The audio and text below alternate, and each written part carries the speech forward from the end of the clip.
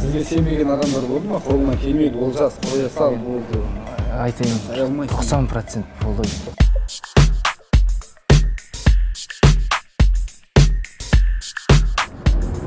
Қайырлы күн достар, біз Шырайлы Шымкент қаласында бастаған жетістік жобасы бойынша көптеген кәсіпкерлермен таныстық, көптеген кәсіпкерлердің бизнесін көрдік.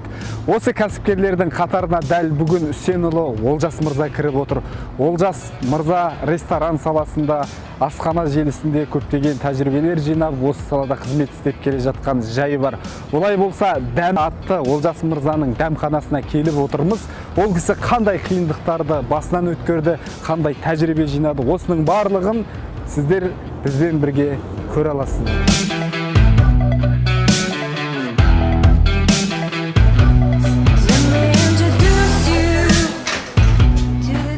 Олжек, ассалаумағалейкум. Қалайсыз, қалыңыз қалай?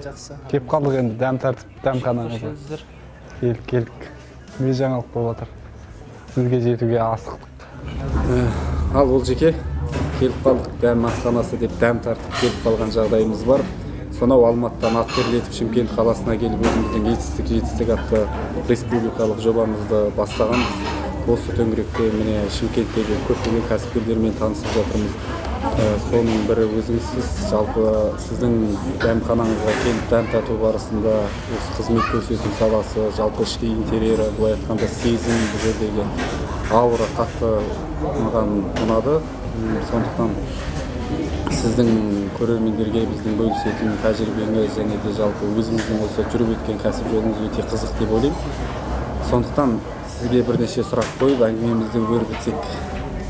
Жалпы осы жолға қалай түстіңіз, қанша уақыт болды осы асхана саласымен, ресторан саласымен айналысып келе жатқаныңызға, қайда тудыңыз, балалық шағыңыз қайда өтті, қысқаша айтып кетсеңіз. Жалпы бұл салаға 2 жыл болды келгенімізге. Негізі алдын строительный бизнес дейді ғой. Сонымен айналысқанбыз. Қаншама 5-6 жыл маған. И сол жерде стройкада жүріп, осындай ресторанный нелерді, бизнес объемдар алдық та, бітіріп беріп, соларда көріп, сол жерде ашылғанда бұл желание дейді. Осындай ой келіп, осындай негізі Алматы, Астана, сол жақтарда істеген ба. Сол жерден идея келіп, осы Шымкенттен ашсам деген ой болды. Осындай восточный стильде, халал жолмен жаңағы тамақтар бізде көп қой, ресторандар, нелер, бірақ халал нелер аз да. Көбісі ойлайды, жаңағы жүрмейді, ол тек қана спиртной көтереді деп. Бұны почти 1 жылдай стройкасымен айналыстық. Бұл здание жаңағы баяғы совет өкіметінде не істеп тұрғанда жаңағы ескіріп, уже қабырғалар құлап, соны полный ремонттап, заманауи соның бәрін өзім жаңағы дизайнер, өзім жаңағы идеян бастап неған, почти мысалы 90% өзім идеямен болып жатқан нәрсе. И дизайн болсын, жаңағы басқа жалпы общий осы нені құрағанда. Жалпы мамандығыңыз қандай сонда? Негізі мамандық дегенде бізде темір жол механик оқыдым, бірақ ол дипломды бір-ақ рет көрген ба? Көрдім. Сіз кәсіпте жүргеннің бәрі сондай дейді. Иә, ол көп не ғой, почти 80% ба, білмеймін, 70% сондай шығар. Бәрі сандықта тұр ғой. Өзіңіз ауылда өскенсіз бе? Иә, ауылда Бадам 2 деген жұлдыз дейді. Иә, осы Шымкент қаласында. Оны оқуды бітіргеннен кейін Алматыға, Астанаға жаңағы стройкамен жұмыс. Осы ресторан саласындағы, ресторанды орнына құру, ресторанның былай айтқанда ғимараттарын салумен айналыстыңыз ғой сонда? Бірінші бутиктер, Ханшатырдағы, жаңағы Мегадағы бутиктерді істеп жүрдік. Одан кейін осы соңғы кезде қазір Алматыда Қуаныш Шамбай ағамыздың ашқан несі, Руми, Мәдени деген, соның бастапқы проектілерін 3-еуін біз жасағымыз. Нөлден неге дейін тапсырып, істеп, кәдімгі бәрін қалай қосылды, бәрін көз алдымызда болған да жаңағы. И солардан көріп мотивация алғанбыз да. И әлде де осы Қуаныш Жанбай ағамыз келіп тұрады, Шымкентке 2 рет келіп тренингке.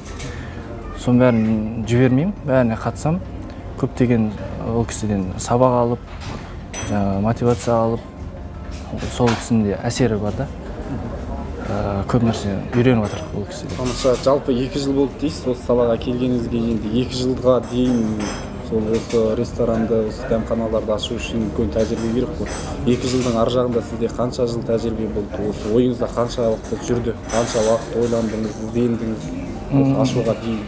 Ол алдында ойланатын бір сол 2 жыл бұрын, 2 жылға дейін тағы 2 жыл арасында ашайын бір ол кезде бір қиял сияқты болатын да жаңағы. Бір ойға келіп қалады, осындай бір не ашсам деген бір. Ол ана не дейді ғой? Сол тағы бір сырт көзден қарағанда қияли дейді ғой, қияли адам дейді ғой мысалы. Сол сияқты көрінемін да мен негізі көп адамға қияли деп ойлайды да жаңағыша. Енді ол да тұрған мен ешнәрсе жоқ деп ойлаймын. Наоборот, сол қиялмен бірінші қиялдайсың. Одан кейін ол жаңа арманға айналады, ол мақсатқа айналады, ол іске айналады жайлап та ол.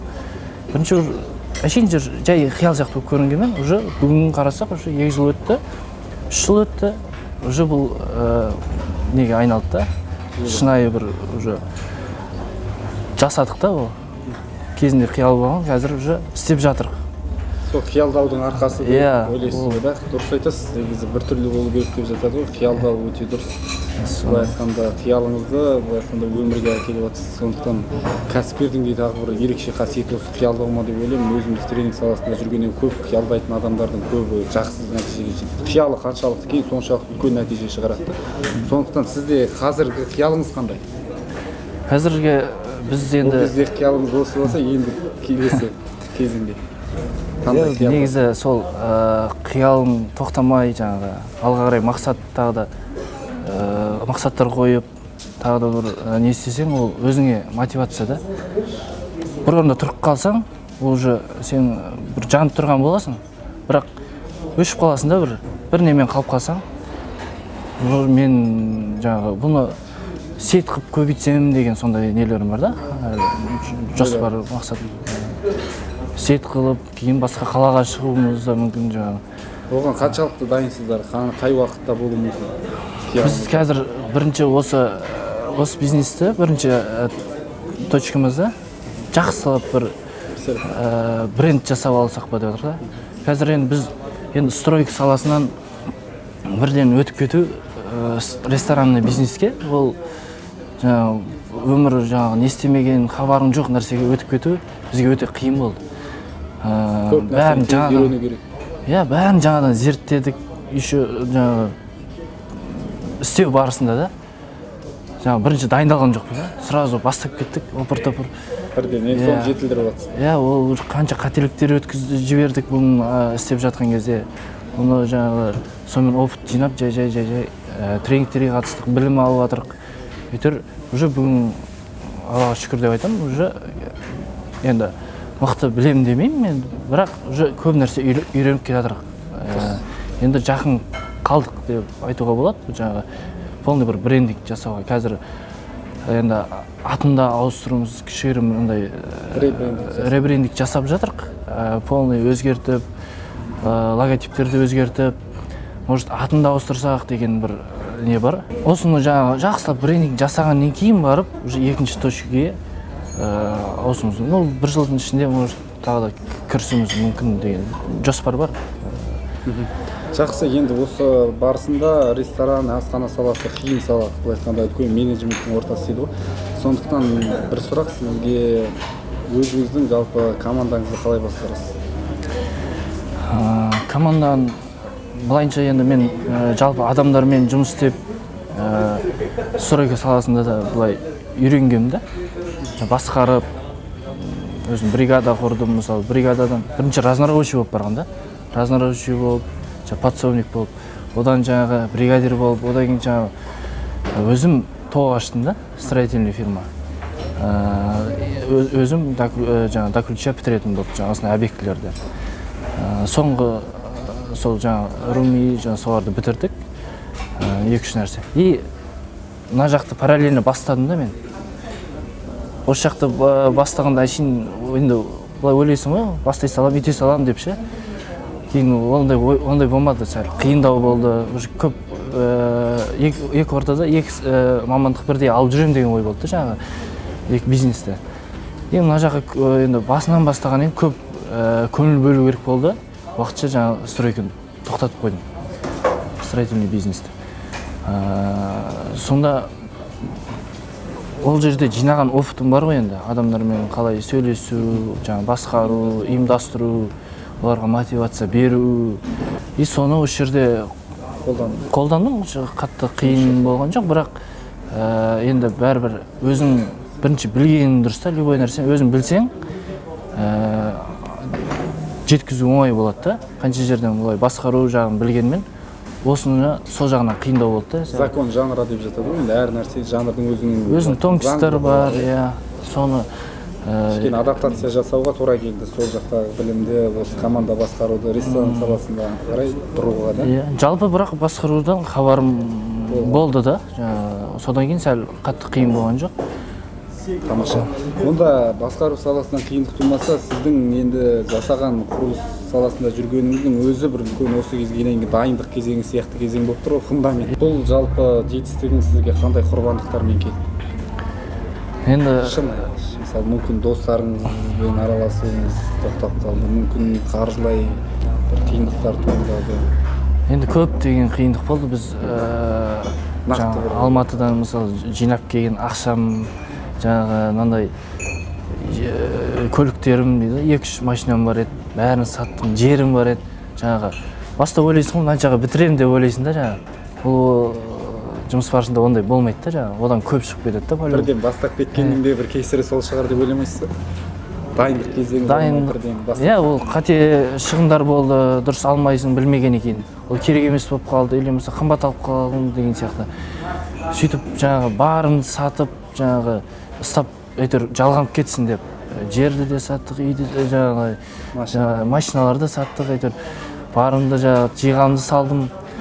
И достармен де болды, енді қарым-қатынас сәл азайып қалды. Енді менде мынандай не бар да, өзімде пікір. Қазір мен той-томалақтан қалмай жүргенмен, кейін мысалы жағдайдың как раз уақыт кезінде жұмыс істейтін, әйтеуір бір нәрсе ашатын, ойлап табатын уақытта мен той-тойлап жүрсем, мысалы, ертең уже ол уақытта денсаулығым болмай, уже жасым келіп қалып, уже ондай ондай неде болмайды да, мотивацияң, ондай бір жанып тұрған кезің, уже кезінде істемеппін, көп ағаларымызды байқаймыз ғой жаңағы.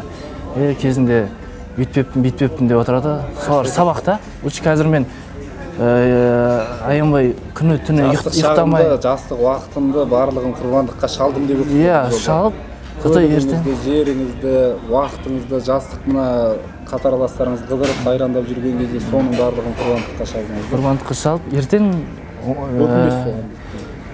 өкінбеймін. Кейін өкінен гөрі қазір істеген дұрыс та.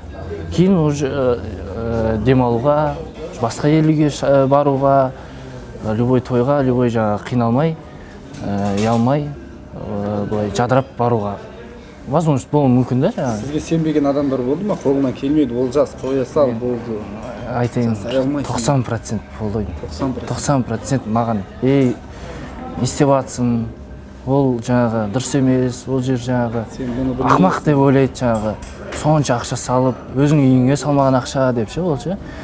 Ол бола ма, болмай ма, қаяқтан білесің, біреулер сырттан қол сілтеп, қойшы соны, бір нәрсені істеп те жүреді, не істеп жүрген білмейді деген ондай. Өзіме де сеземде, естігемде артымнан да, мен ондай әңгімелердің біреуіне де мән бермегенде, айтса айта берсін деймін, уақыт келеді, олар көреді деген сияқты өзінде. Қазір енді қалай сезесіз? Қазір уже о деп кейбіреулерін енді байқаймын, енді кезінде сенбегендер уже бір не көргенің іште бір уже басқаша әңгімелер өзгереді да уже. Нәтиже шыққан. Еще мен қазір енді бастап, енді бір неге жүйеге келе жатырық та біз. Әлі алда деп ойлаймын да оларды жаңағы. Жеке рахмет. Тақты осы кезеңге дәл қазіргі осы отырған сәтімізге дейін нақты жіберген 3 қателігіңізді айтып бересіз. Жаңағы бірден бастап кеттік. Білім алу керек екен. Іздену керек та жаңағы. Бастаған нар тәуекелмен бастағансыз ғой. Енді нар тәуекелмен бастадық.